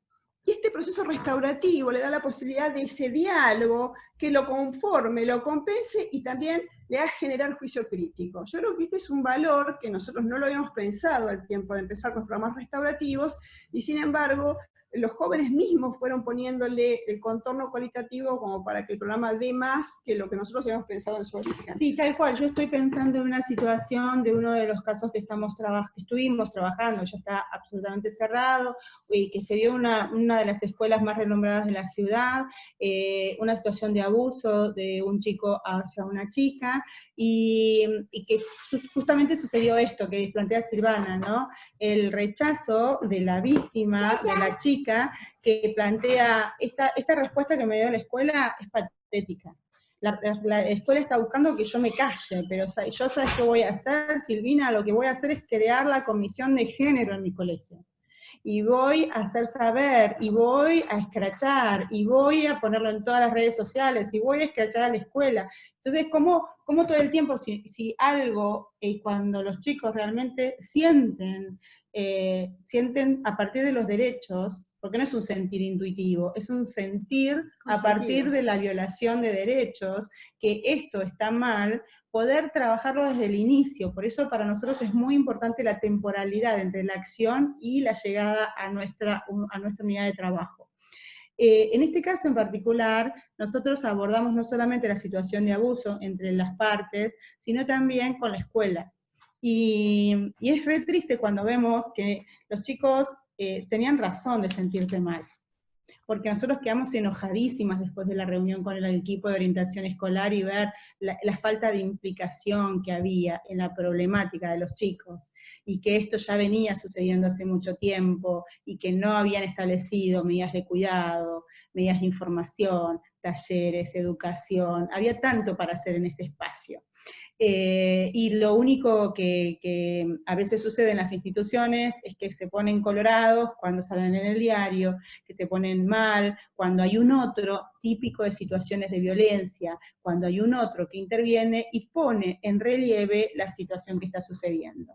Esto a nosotros nos parece muy significativo en todas las instituciones, así como les cuento este caso, podríamos contarles muchísimos más, pero que las instituciones sí se comprometieron, que las instituciones formaron parte de la solución y que juntos en equipo pudimos tener una medida restaurativa mucho más abarcativa, no solamente de la situación particular, sino preventiva para futuras situaciones en toda la escuela.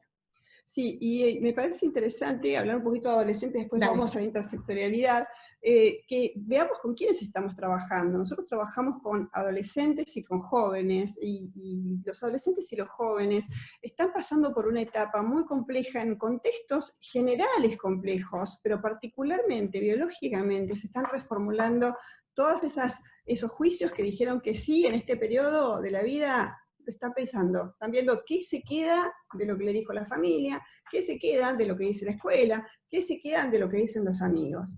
Pero es muy importante estar conectado. O sea, hay como situaciones que son fundamentales en la adolescencia y en la juventud de este siglo. Nosotros como adultos no podemos trabajar solamente con el expediente. Nosotros no tenemos ningún programa restaurativo donde no hayamos estado trabajando con todas las redes sociales, TikTok, WhatsApp, Instagram, Facebook, porque la mitad de la vida se desarrolla ahí y tiene impacto acá. Y si el adulto no se mete ahí, es como que nosotros estamos trabajando con un recorte del problema. El resto del problema transita por una instancia que tiene registro en la vida de cada uno de ellos. Y ahí nos encontramos con un primer gran problema. Los chicos y las chicas reciben mucha más información que la que pueden procesar, y la acomodan como pueden. Y cuando la acomodan como pueden, no hay un adulto que las intervenga, que los acompañe, porque no entendemos, porque no nos importa, porque nos da no sé qué, porque nos corremos. Y ahí, nosotros ahí vemos un primer problema de las familias, de las instituciones, que es esta dejación, déjalo, total, no pasa nada, son cosas de chicos, pero en cierta manera esto va siendo mella, y muchas veces si nosotros hubiésemos podido tener ese acompañamiento, esa comunicación como papás, hubiéramos podido salvar a ese hijo de cometer un ilícito que no entendió bien, pero se puso en un grupo y de repente todos lo iban a hacer y después terminó él cometiendo el delito y lo dejaron solo. Y después de ese delito, el joven queda solo, porque ya salió del Facebook, salió del WhatsApp, salió del Instagram y no lo quiere nadie y la escuela lo expulsa. En ese punto es donde me parece que hay que empezar a pensar con quién estamos trabajando y qué estamos haciendo con estos jóvenes. Obviamente que los programas restaurativos nosotros los desarrollamos en el medio libre, pero también los desarrollamos en el encierro. El encierro en juventud es mucho más complejo que en adultos. Hoy nos enteramos que otra vez hubo un suicidio en el Instituto Almafuerte. Los programas restaurativos son programas comunicacionales. Los jóvenes necesitan tener proyectos, necesitan estar enlazados, pero de verdad necesitan que los tomemos en serio. Y esto es algo que el programa restaurativo por diseño logra darle los apoyos suficientes como para que se paren ahí y sigan, ¿verdad? Así, es muy importante esto que Silva está refiriendo sobre los apoyos familiares, sobre la necesidad de las redes sociales, de contención efectiva, porque las redes pueden ser un lugar de absoluta soledad también. Y esto nos pasa, tanto los chicos que están en situación de encierro, como los chicos que están en situación de situaciones graves, hablemos de delitos o de un hecho grave que les impactó en la vida, podemos pensar y analizar cómo es su familia, cómo es la comunicación, podemos verlo desde la perspectiva de género, pero no hay duda que estos chicos están solos, tienen una absoluta soledad en un momento en su vida que no están en posición de estar solos y sin valores, solos y sin posibilidad de analizar con un coequiper con el quien ellos empaticen, que tengan confianza y que sean queridos, la toma de decisión y sus consecuencias.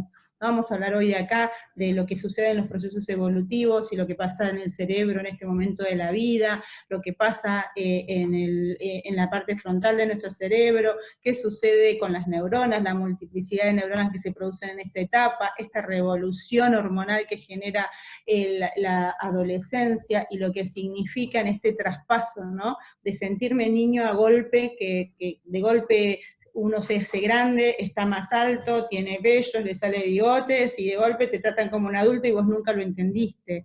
Este choque que Francis Dolto nos dice tan claramente, ¿no? Este síndrome de langosta, que los jóvenes, que les pasa a las personas en la adolescencia, esto de quedarse sin caparazón hasta todo el tiempo, hasta llegar a su madurez y estar totalmente desprotegidos. Esto de que solo no lo van a poder lograr, y lo que hoy nos impacta de una manera muy abrumadora es la enorme soledad de estos jóvenes. Sí, y cuando un chico comete un delito, también tenemos que tener en cuenta que todos estos registros van constituyendo quién es él, digamos. Podemos hacer que una persona se convierta en el personaje de ahí en adelante y sea alguien, un personaje como un líder negativo, los famosos chukis que encontramos en todos lados, o podemos pensar que este chico puede tener muchas potencialidades y buscarle su lado positivo, y poder tener un campeón de remo, como contó el chico de remo, porque se fue a entrenar a ese señor que le costó tanto y que era un chico que si no hubiese tenido apoyo se hubiera formado parte de la cantidad de chicos que están privados de libertad. Fíjense ustedes la prensa, cómo levanta el caso de los delitos cometidos por juventud, y después cuando hacemos programas restaurativos, son muy pocos los registros de lo bueno, de los logros, de la inclusión que se alcanzó. Nosotros hoy les queríamos contar, en cierta manera, la necesidad de que nosotros como operadores podamos generar plataformas donde podamos trabajar intersectorialmente, trabajar interdisciplinarmente, y focalizarnos en que el programa restaurativo es adecuado para trabajar conductas violentas.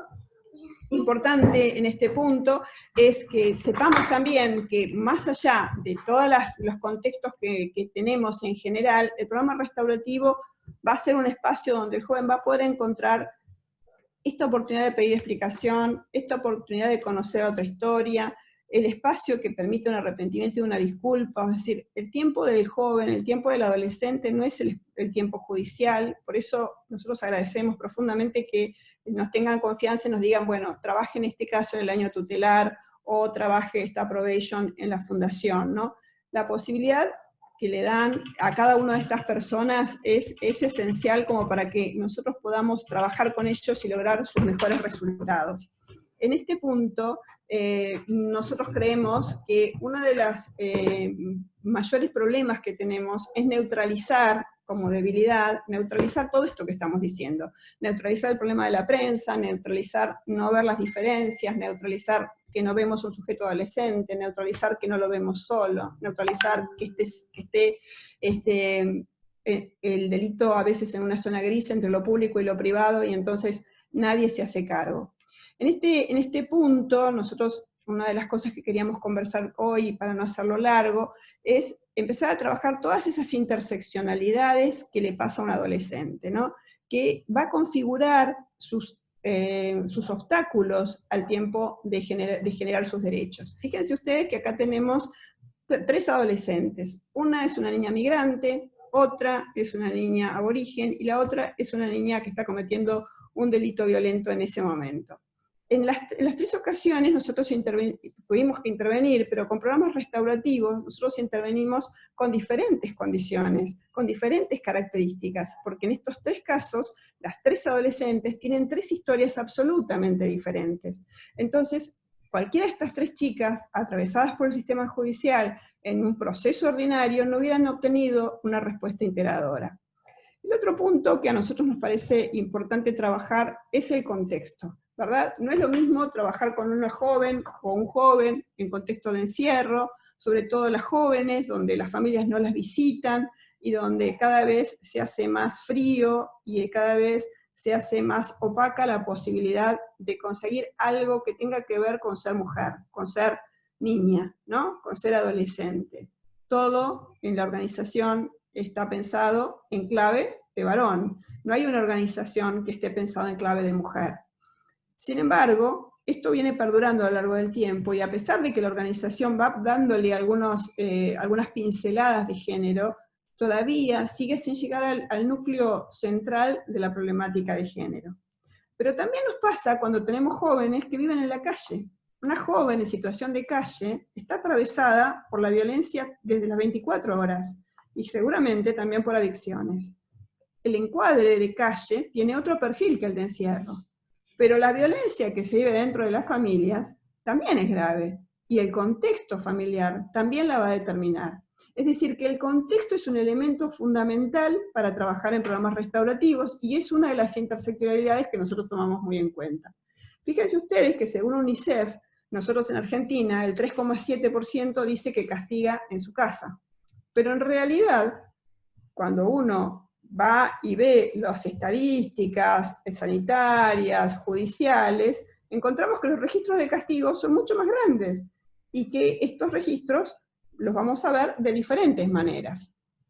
Si nosotros los vemos y los atravesamos por las edades, también vamos a ver que hay diferentes tipos de castigo en diferentes grupos etarios, pero el castigo, en este caso que nosotros estamos registrando, en todos estos casos va a tener un impacto, porque no va a ser aquel que viene del lado de la palabra, del lado de la reflexión, sino viene del lado de la sanción violenta. Tal cual. Y entonces nos vamos a encontrar con situaciones de casos, de chicos, que la única forma de comunicarse es la violencia.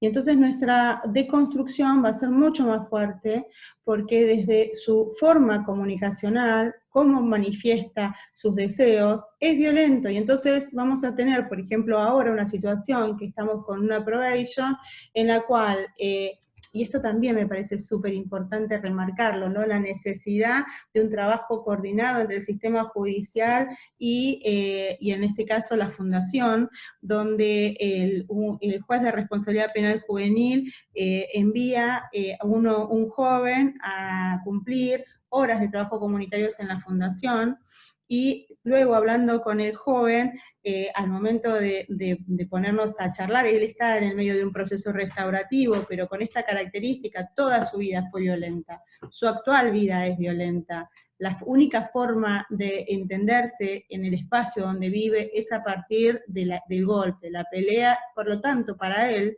el formar parte de una situación de encierro es una posibilidad muy concreta en su vida, porque así lo manifiesta, y dice, bueno, a ver, el juez me dijo que puedo o trabajar o ir a la escuela, lo que yo quiera. Y también me dijo que puedo, si quiero, trabajo 6 horas, 10 horas, lo puedo hacer de ratitos. Es decir, la necesidad de que el trabajo en equipo sea coordinado para que el equipo que en este caso la fundación que trabaja para cumplir estas horas, no vamos a hacerlo de manera aislada, no le vamos a hacer al joven generar un trabajo y listo, terminamos porque cumplimos con el juez.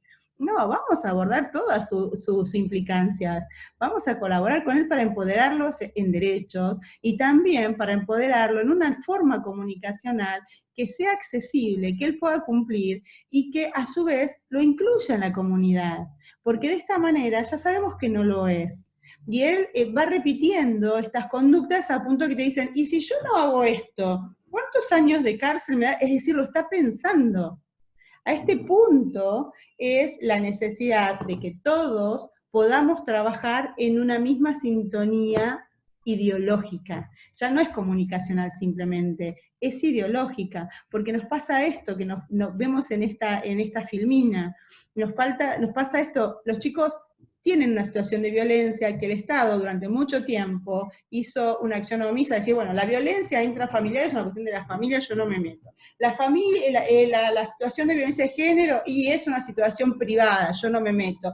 Y esto fue generando que haya generaciones que se criaron en situación de violencia, más allá de las desigualdades estructurales que tienen que ver con lo socioeconómico y con lo educativo, con la violencia que genera el diferente acceso a la educación.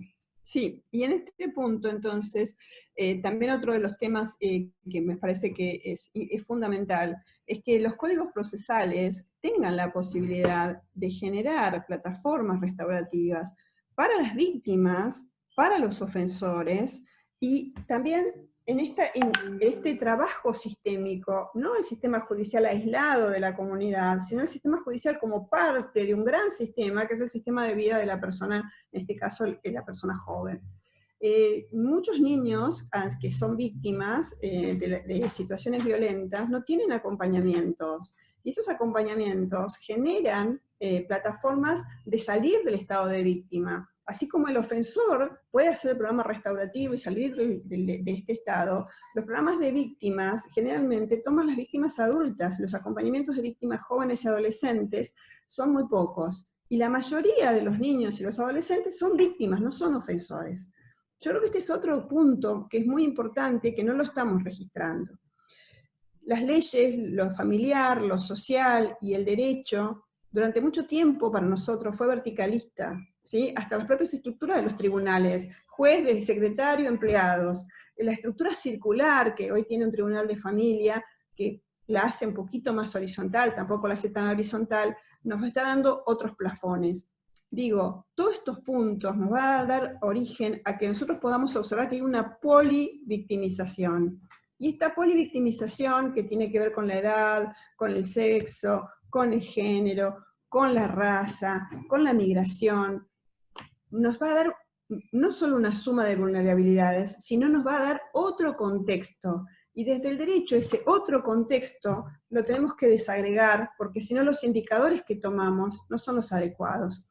Un joven hace mucho esfuerzo dentro de un programa restaurativo, porque es denso.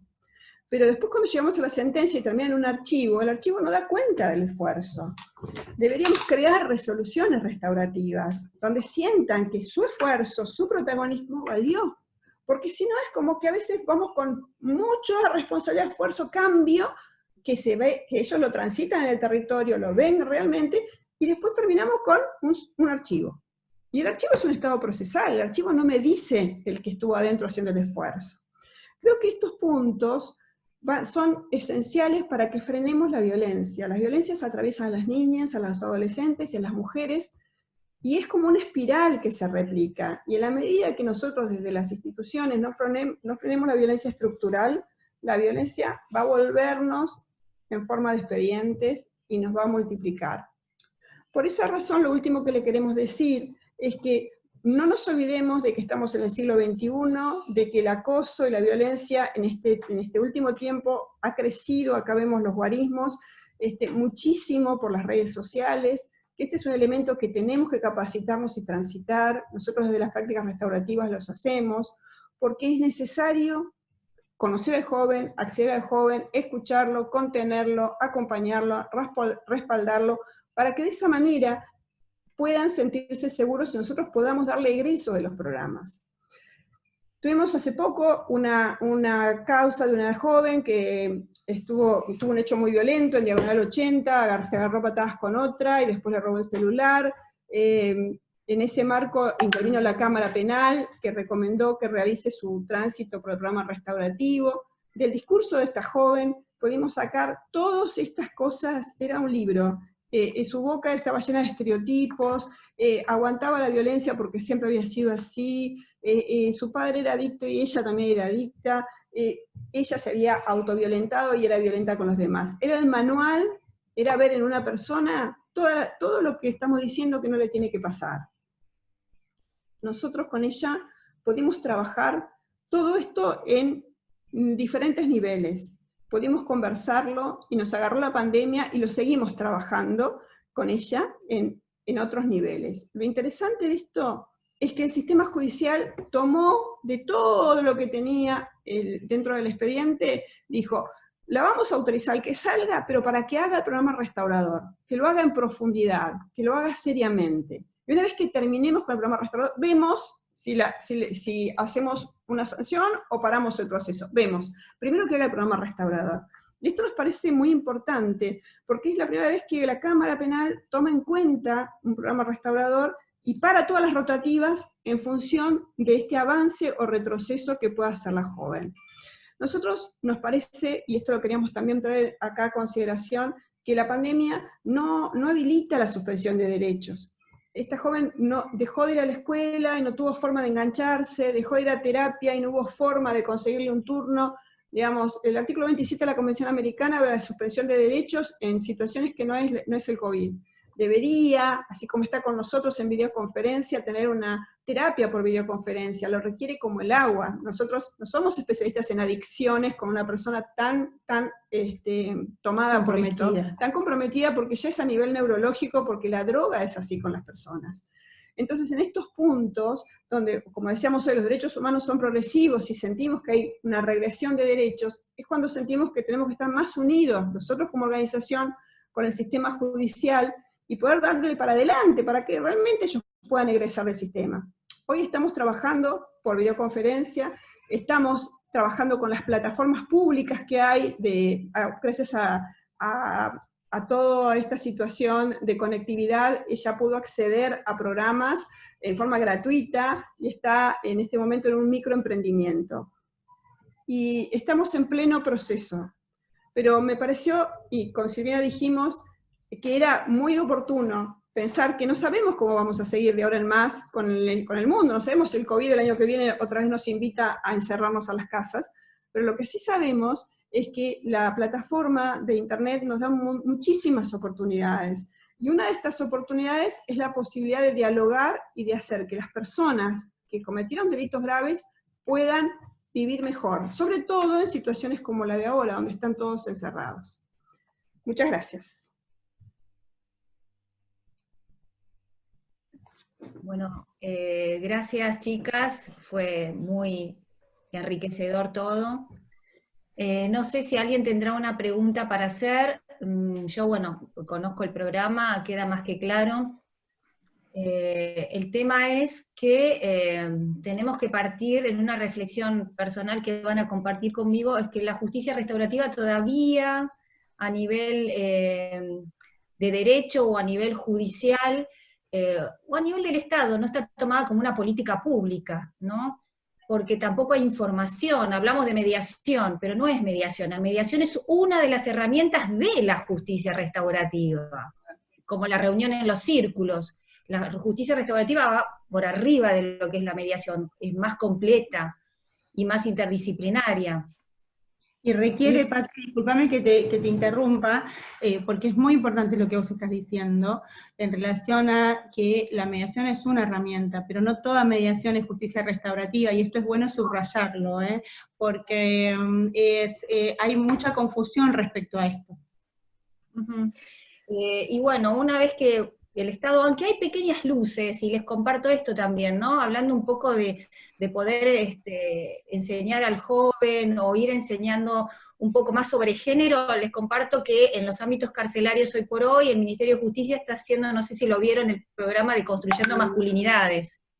Sí. Es para los hombres, o sea, justamente para enseñar lo que es un poco, no solo violencia de género, sino construir la masculinidad desde la igualdad con el género, ¿no? Y también tenemos el otro programa con los jóvenes adultos y con todos, que es reparar para evitar las celdas de castigo. Estamos en un comité interdisciplinario que en sanciones leves, disciplinarias dentro de los ámbitos carcelarios, evitar la sanción con la charla con el infractor y para que recapacite y para que haga alguna tarea dentro del ámbito carcelario, y no la sanción que es la separación del área de convivencia o la celda de castigo. Hay poquitos, lo que pasa es que hay que instruir más. Sí, también hay que hacer más. Si vos tenés algo... Sí. Que son más profundas, ¿no? Porque uno, por ejemplo, dice cuando detienen a una persona por haber cometido hechos de violencia de género, esa persona queda detenida junto con los otros detenidos que cometieron otros delitos que no tienen que ver con el género. Y a partir de ese momento empezamos a incumplir la ley, porque ese es el momento, si elegimos que la sanción tiene que ser una detención, ese sería el punto de poder acompañar a esa persona para deconstruir todas esas violencias y generar nuevas masculinidades. Sin embargo, estas personas muchas veces terminan el tiempo de detención sin haber hecho ese curso, y sin haber terminado ese proceso, y habiendo cumplido todo el término de la pena, y egresan. Entonces hay un déficit en el encuadre, en lo que estamos viendo, porque en realidad lo que estamos ahí, la lógica de la ley, tiene que ver con que esta persona no vuelva a ser violento con determinada grupo, con determinado género, y eso, que es lo que la ley sanciona, no se trabajó. Entonces hay mucho por construir. Yo creo que la medida que tengamos mayor acompañamiento y hagamos mejores alianzas y mayores alianzas, esto va para adelante. Yo creo que las mujeres copamos la calle, y a partir del momento que las mujeres salieron con los pañuelos a la calle, esto ya no se revierte, y este es un movimiento que también ayuda en ese sentido, ¿no? Les hago una pregunta que a mí me preocupa en relación a la justicia restaurativa, como no está incluido dentro de un programa judicial o directamente no está debidamente regulado. El tema de las sobreintervenciones, ¿cómo hacen ustedes en su departamento? Digo, ¿intervienen ustedes, también le dan intervención al CESOC, le dan intervención a otros organismos, al CTA? Digo, ¿cómo evitan eso que no suceda? Nosotros no tenemos sobreintervenciones, básicamente nosotros pedimos, por ejemplo, en algunos casos puntuales elevamos nota, nos comunicamos con funcionarios para sumar, ¿verdad? Pero lamentablemente nos encantaría no tener sobreintervenciones, sino tener trabajo sistémico, ¿sí? Porque sabemos y valoramos que hay algunas cosas que tiene el Estado que son recontra buenas y que nos vendría buenísimo para determinado caso, y nos cuesta mucho, a veces la conseguimos y trabajamos sistémicamente y la mayoría de las veces no. No hay ningún órgano que organice todo eso. No hay órganos que organicen, y por ejemplo nosotros ahora puntualmente hoy, yo hace un ratito estábamos en una reunión por un caso de un chico que está con el CESOC, está con nosotros, y algunas otras condiciones que se le impusieron. Ya fíjate, condiciones que se le impusieron. Ya es tremendo esta frase, pero así salen las resoluciones judiciales. ¿Qué se hace con esto? Primero, para no tener una sobreintervención, lo que hay que tener bien en claro es cuál es el objetivo de tu intervención.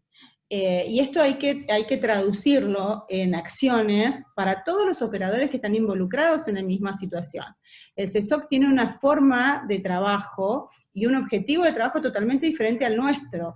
Si, por ejemplo, nos han pasado otras situaciones donde las jóvenes o los jóvenes están con terapia, nuestra forma de trabajo no tiene nada que ver con un asistencialismo ni con una terapia. Entonces, esto también como equipo, nosotros lo hemos trabajado mucho, porque nos parece muy importante que los jóvenes no se vean sobreintervenidos, pero esencialmente que los jóvenes sepan por qué están viniendo a estar con nosotros, para qué, cuál es el resultado que ellos van viendo, no que nosotros le estamos imponiendo, sino cuál es el avance que ellos mismos ven para sostenerse más fuertes. En algunos casos, por ejemplo, que los jóvenes estuvieron en institutos o en centros de alojamiento, las autoridades de los grupos se acercan y hacemos un trabajo intersectorial. ¿Sí? Eso es muy interesante, y para nosotros fue un hallazgo, porque hay un ida y vuelta de comunicación y de información que a veces ellos no los pueden poner en valor porque la misma burocracia hace que siempre hagan lo mismo. Sin embargo, cuando empezamos a abrir y empezamos a ponerles otros contenidos, hay un ida y vuelta de herramientas, un ida y vuelta de comunicación, y un ida y vuelta de intenciones de trabajo, que hace que el trabajo tenga sentido y sea sistémico. Muchas veces nos ha pasado esto, y esto, por supuesto, nos dio mejores resultados. Cuando un joven egresa, también hay que hacer la red comunitaria, lo que nosotros llamamos la zona restaurativa. Los que están en La Plata los estamos acompañando desde el acompañamiento con los derechos básicos, como la educación, la salud, ese punto, pero también con el derecho de tener un desarrollo dinámico que le permita no volver a reincidir. Programas focales, programas de huerta, tenemos microemprendimientos de cerveza, de comida, de bombones, de barberos, de microemprendimientos que van de la mano de que cada uno de nosotros por ahí nos ponemos a cargo alguno, y esa ida y vuelta, el saber que estamos, también a ellos les da el plafón para no volverse a equivocar. Y en este sentido, nos gustaría tener más acompañamiento del Estado, no solemos tener sobre intervención, al contrario, pedimos intervenciones comprometidas, porque no, hay informes que dicen, no, hemos agotado todas las herramientas. No se agotan las herramientas, hay que buscar otras herramientas. Chicas, ¿ustedes tienen algún plazo de intervención? ¿Ustedes tienen algún tipo de plazo de intervención de donde se pueden cumplir? Sí, de 6 a 8 meses, a veces cuando hay una resolución judicial, el Poder Judicial, tenemos esto de imponerles a los otros cuándo y cómo deben hacer las cosas. Pero, ¿qué pasa? Más allá de las imposiciones que planteen, o de respuestas que el Poder Judicial genere, nosotros llevamos el proceso en función de la evolución que el propio joven lleva. Nos ha pasado que van chicos a declarar y el defensor le dice, mira, no declares, y él dice, no, yo sí quiero declarar, porque quiero contar todo lo que estoy haciendo. O le decimos, bueno, mira, hoy se venció el tiempo de la probation, cumpliste esto, nosotros a partir de ahora quedamos abiertas para seguir adelante, y entonces dice, bueno, bárbaro, entonces yo voy a venir tal y tal día, porque la relación va mucho más allá de la propuesta judicial. Esto también es súper importante. En general, si tuviésemos que tomar una media del término del trabajo, son de 6 a 8 meses, no lleva más tiempo. Y te hablo de temas absolutamente complejos, no situaciones menores, situaciones que llevan mucho trabajo de reflexión, mucho trabajo personal y mucho trabajo actitudinal de modificaciones en la realidad. Bueno, la mayoría de los mensajes son de agradecimiento, de felicitaciones por la exposición. ¿Sí decías, Pato? Giovanna Cortés, no la conozco, si vos, María, la conocés, fue muy lindo lo que pones. Bueno, Pato Gandulfo, siempre él está dispuesto y le encanta estos temas. Gracias, Patricio Gandulfo. Para ustedes, chicas, porque la verdad que el trabajo que hacen, yo soy una hormiguita. Cuando terminan con ustedes, se pasan conmigo en el contexto del Cerro en la 57. Bueno, ustedes tratan de que no lleguen a cometer el delito, ¿no? Que termine la probation y que no vuelva a suceder más nada. Pero es importante que los jóvenes se encuentren acompañados y en el trabajo más humilde que hacemos con mi equipo en la unidad 57, con los jóvenes adultos, es importante sentirse escuchados, es importante que uno, más allá de los valores que puedan ayudarlos a comprender, ellos se sienten acompañados, que es lo que no tuvieron en el afuera. Tal cual. ¿No? O sea, el paradigma es la violencia que se ha generado intrafamiliar, social, de género, y después terminan criminalizados. Pero bueno, gracias, creo que fue muy, muy rico, ¿no? Creo que ya estamos, que no las exprimimos más, como le dije a Al, fue sumamente enriquecedor, no sé, María. No, muchas gracias y bueno, vamos a estar en contacto. Espero que expandan su trabajo a San Isidro también, aunque en San Isidro tenemos nuestro programa, pero me interesa esa visión del más allá en relación a delitos graves y demás, porque en San Isidro se trabaja más que nada con los delitos leves. Y la verdad que creo que en delitos más graves es donde hace más falta todavía la justicia restaurativa, definitivamente. Gracias. Muchas gracias. Gracias a Pato por traer. Gracias. Abrazos y besos virtuales a todos. Gracias, bueno, Pato. gracias. Nos hablamos. Gracias. María, un gusto. Gracias a todas. Gracias, María, gracias a todas. Gracias.